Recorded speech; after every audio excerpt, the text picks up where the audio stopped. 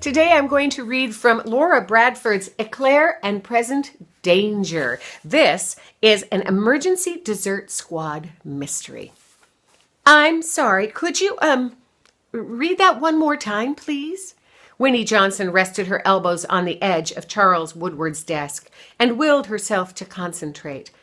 I've been a little scattered these last few weeks, and I think my mind might be playing tricks on me. For a moment, she wasn't sure he'd heard, but eventually he nodded, cleared his throat, and began reading from the semi-tattered paper in his hands. I, Gertrude Redenbacher, being of sound mind and body, do bequest my precious angel Lovey to my sweet neighbor, Winnie Johnson. I'm sure, given time, Lovey will come to adore Winnie just as much as I have these last 2 years.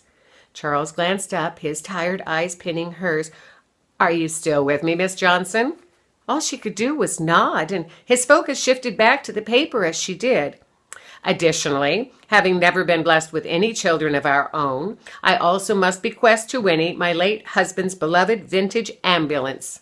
He may not have finished restoring it to its original grandeur, but it runs, and it will keep Winnie from having to walk to the bakery in the rain. Nope. Her mind wasn't scattered. She'd heard every last word exactly the same way the first go-round. Only this time, when the attorney's monotone delivery came to an end, it touched off an almost maniacal laugh track in her head. Miss Johnson, are you all right? She glanced around the room, her gaze falling on a miniature bonsai tree on the corner of the man's desk. Oh, I know what's going on here. Without waiting for a reply, she reached over, parted each branch, and then moved on to a complete and thorough inspection of the soil in which the tree was planted. No camera. Miss Johnson, I notarized Gertrude's wishes myself not more than 6 months ago. Charles pulled the pot closer to his chair and brushed the disturbed soil back into place.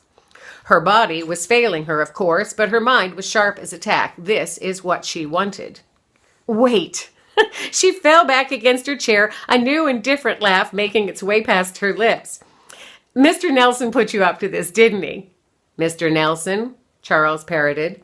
Yes, Parker Nelson, my downstairs neighbor. Suddenly it all added up. Mr. Nelson was always playing tricks on her, whoopee cushions on her porch furniture, toy mice on her steps, even hiding her newspaper in a different place each day. Surely this whole cat and ambulance bequeathing thing was just more of the same. Okay, you got me. I got you? Yes, but how'd he get you to do it? Excuse me?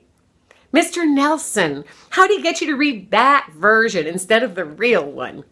Charles let her finger guide his attention back to the paper on his desk before he pushed his chair and stood.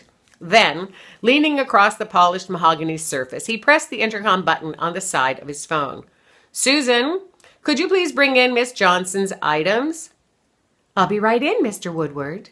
Releasing the button, he spun the paper around and scooted it across the desk to Winnie. I'll need to keep the original, of course, but I'll see that Susan makes a copy for you before you leave. That way, you don't have to worry about taxes on the vehicle in the event the government should ever question. A door opened behind her, and she turned to see the same kind yet efficient woman who'd whisked Winnie into the attorney's inner sanctum within moments of her arrival. This time, though, instead of Gertrude's file and a mug of steaming black coffee, the secretary handed her boss a pair of keys and a brown and white tabby cat, who promptly turned and hissed at Winnie. I hope you enjoyed this reading of Eclair and Present Danger. If you want to learn more about the book or more about Laura Bradford, check out the links below. I hope you enjoyed it, and I hope you'll tune in the next time. See you soon.